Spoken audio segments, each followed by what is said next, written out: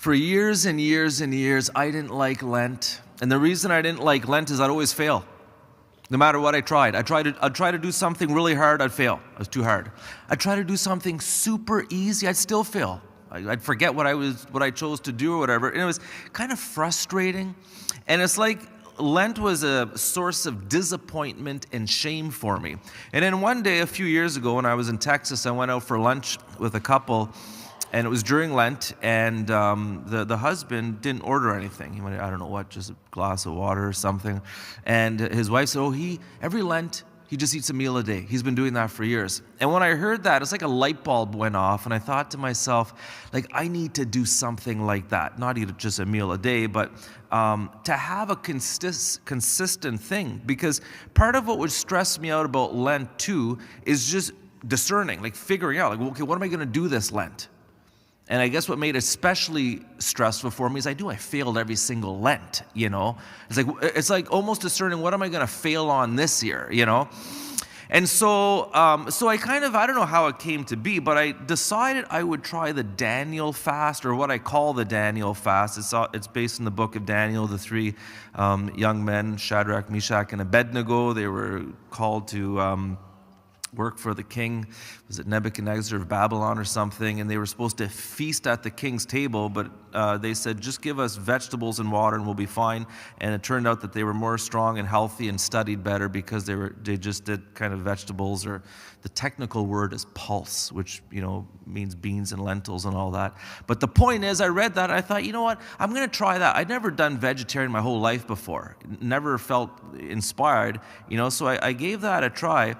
And I really enjoyed it, and I mean, it was a challenge, but part of it was I kind of discovered, and I already knew this, I guess never realized, I like a lot of different fruits. I can feast on fruits.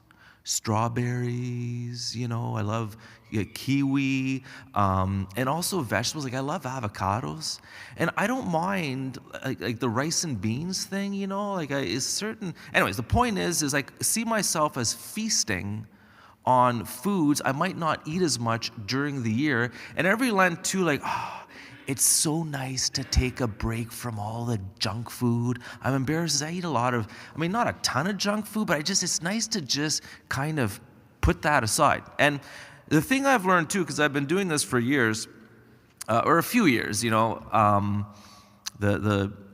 Daniel fast during Lent, is I'm not legalistic about it. I think the first year I tried to just drink black coffee, my stomach couldn't handle it. It just wasn't good for me. It's too bad. I'll put cream in my coffee. Too bad. I'm not trying to prove anything to anyone.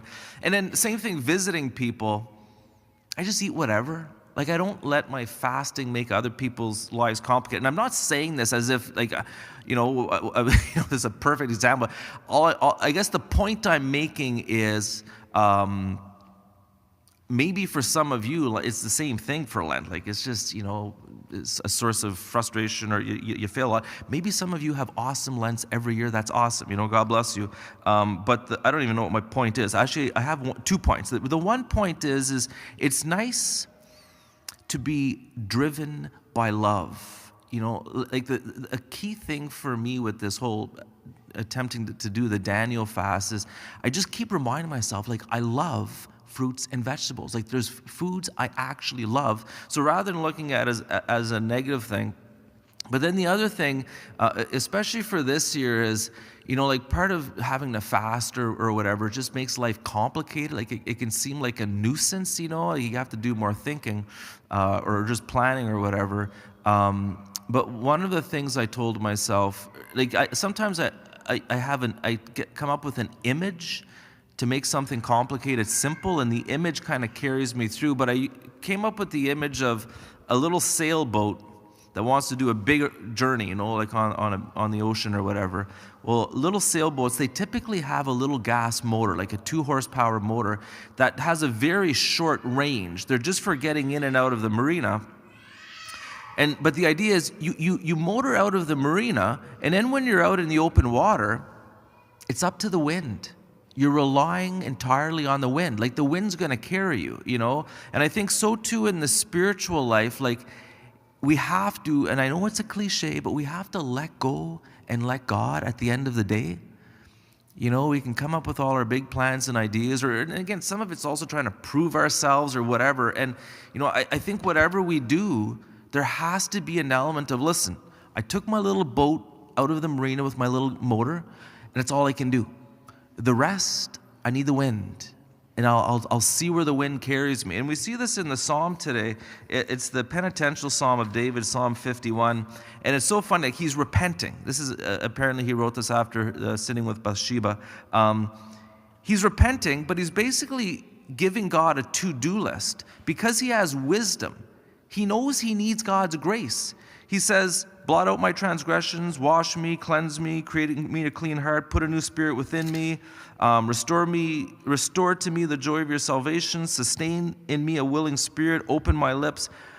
I mean, he recognizes that he needs God's help. You know, the Lord Jesus says, without me you can do nothing. And the psalmist says, unless the Lord build a house, in vain do the builders labor. So my prayer for you this Lent is that,